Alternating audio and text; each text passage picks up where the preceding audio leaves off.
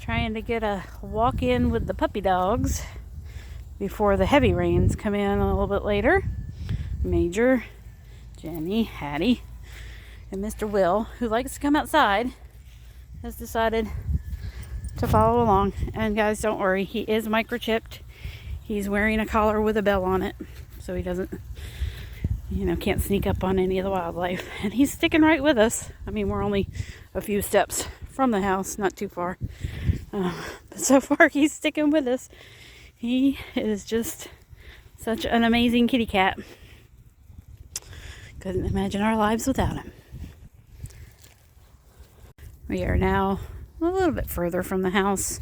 It's our normal walking path. And he's still with us.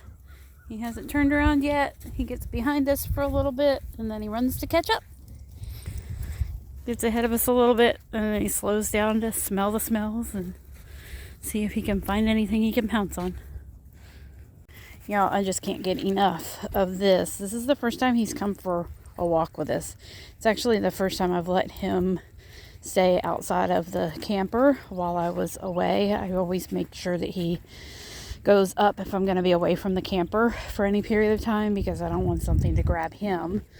But this time I'd only been home for 10 or 15 minutes when I decided to take the dogs for a walk, and he wasn't ready to come back in yet. So I left him out while we started down the road, and he's been following us the whole way.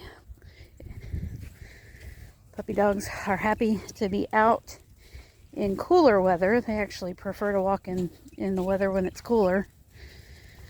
Mommy, not quite so much, but it's easier for them to not get overheated and all of the things.